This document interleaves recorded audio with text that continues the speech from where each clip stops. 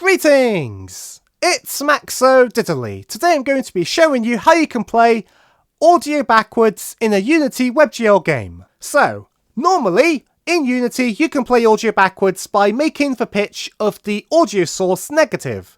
However, WebGL doesn't support negative pitches, so you can't do this. There are two ways you can get around this. Firstly, you could open up audio editing software. You could put your audio file into that software, then reverse the audio file, then re-import it back into Unity. That's a valid approach and is the right approach for some games. However, there is another way you can go about doing this. You can reverse the audio clip at runtime in your Unity WebGL game, then play that reversed audio clip in the audio source, and you'll be playing that audio backwards. I'm going to be covering that technique in this video. So firstly, you're going to want to go to your assets folder, right click, go to create, go to scripting, then create a mono behavior. Call this audio clip reverse. Then you want to open it up in Unity. At the top of your code, you're going to want to make sure you're using system, system.collections, and Unity engine. The next step is we're going to be making this a static class. So you're going to want to change it to be public static class audio clip reverse, and don't inherit anything. Also remove the start and update functions from this class. Then we're going to do public static enumerator, create reversed coroutine, audio clip original, action audio clip on done. And what we're doing here is we're creating a coroutine that reverses an audio clip and then returns it using a callback. Inside we're going to have an if statement, if original equals null, on done invoke null, yield return break. So if we don't pass in an audio clip, we're going to just stop the coroutine and return null because there's no point trying to reverse something that doesn't exist. So next we're going to do original.load audio data. Then we're going to do while original.loadState double equals audio data load state.loading. And then inside we do yield return null.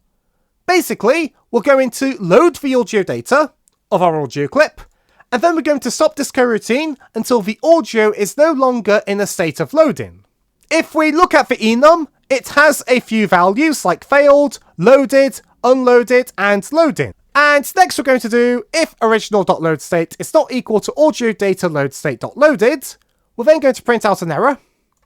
We're then going to do our callback and pass in null because there's nothing to pass back. We couldn't reverse the audio clip. And then we do yield break to stop the coroutine. There can be a few reasons why your audio clip doesn't load. A couple of common ones are you've got the wrong import setting or preload audio data is unticked. So if you go to the audio clip that you want to reverse in WebGL, you need to make sure the load type is decompress on load, and you may need to tick preload audio data.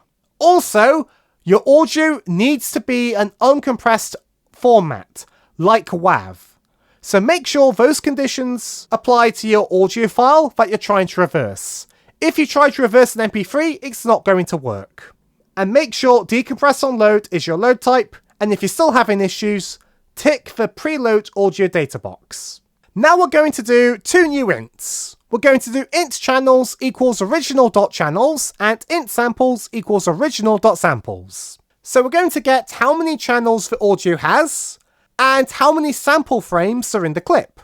And a channel is a separate stream of sound, so mono audio has one channel, stereo audio has two channels, and surround sound can have more audio channels.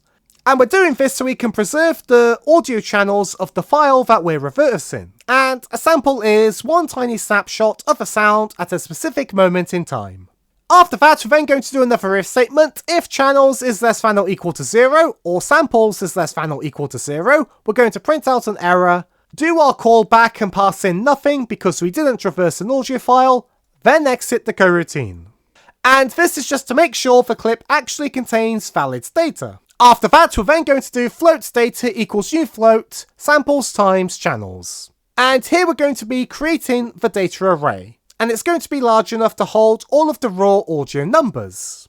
Then we're going to do if original.getData, data 0, debug log error, unable to read audio data, we're going to do our callback and return null because we're unable to reverse the audio clip, and then exit the coroutine. And this function here is going to copy the raw waveform numbers from Unity into our array, as Unity doesn't let you edit audio clips directly. However, if it's unable to do that, that means the audio file is not in a correct format that can be read, or you have the wrong import settings. So the next step is, we're going to be doing this really fun for loop. So let's break it down. We're going to do for int I equals 0, j equals samples minus 1, I less than j, I plus plus, and j minus minus. So here we're going to be creating 2 pointers, one starting at the beginning of the audio file, and one at the end, moving towards the center with each loop from both ends. Then we're going to do int I base equals I times channels, and this is going to calculate the starting index in the data array for the current frame at the front. Then we do int j base equals j times channels, and this will calculate the starting index of the data array from the current frame at the back. Then we do for int c equals 0, c less than channels, c++. We're going to loop through each audio channel in the current frame, which in stereo would be the left and the right channels. And then we're going to do bracket data I base plus c, data j base plus c, equals data j base plus c, data I base plus c. And this is going to swap the sample values between the front frame and the back frame while keeping each channel aligned correctly. Then we're going to do var reversed equals audio clip dot create, original dot name plus reversed, samples, channels, original dot frequency, and false. So here we're going to be creating a brand new audio clip to hold the reversed data, as we can't modify existing audio clips in Unity. So we're going to be creating a new clip and filling it with our reversed samples, which are variables we have already defined.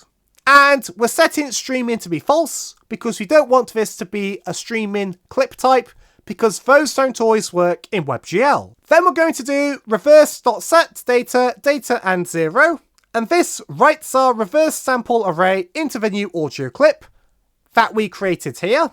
And then we do ondone.invoke reversed. We're going to be doing our callback that we passed into the coroutine, and we're going to be passing in the new reversed audio clip that we created. After that, you can then save your work and go back to Unity. Now we're going to make another script. Right click, go to create, then go to scripting, then go to the mono behavior, and call this script play backwards. And you're just going to want to have the following code in this script. So 2 serialized fields, one for the source and one for the clip. You're going to use start coroutine in the start function, or wherever you want to put this. And we're going to pass in audio clip reverse dot create reserved coroutine, which is our static function we made before. We pass in the clip we want to reverse. Then we're going to do a callback. So we do reversed equals then an arrow, and then the code we want to execute once the coroutine has finished. So we'll do a null check on reversed to make sure an audio clip has come back. If one hasn't, we just return. If we have an audio clip, we do source.clip equals reversed, then we do source.play. One thing I also recommend you do is you store this audio clip in a variable somewhere, so you don't have to keep reversing it every time you want to play it when you're in the same session of your WebGL game. So now we can save our work and go back into Unity, and we need to actually add this script into the scene. So go onto an object, click on add component, add our play backwards script, drag and drop an audio clip into the audio clip, then add component, add an audio source, untick play on awake, and then drag and drop the audio source into the audio source field here. Now we can save our work, and we're going to press play to test it in editor first. As you can hear, the music is playing backwards. It's amp planes from Pokemon Mystery Dungeon, Explorers of Darkness, Time and Sky. The great part about this is, you can also change the pitch, if you need to be able to change the pitch of your reversed audio, and it's going to work. This is what the audio file originally sounded like.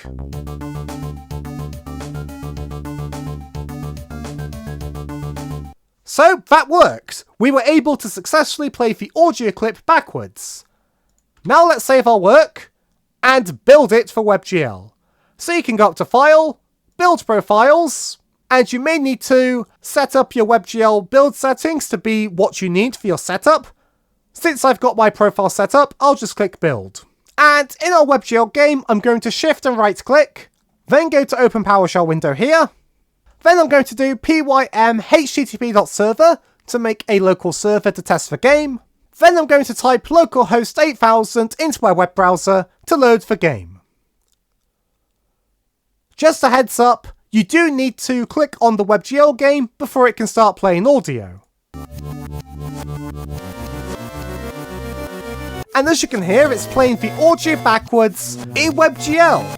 And that's it for this tutorial. Be sure to leave a like in the comments if you enjoyed, and subscribe for more tutorials. Thanks for watching.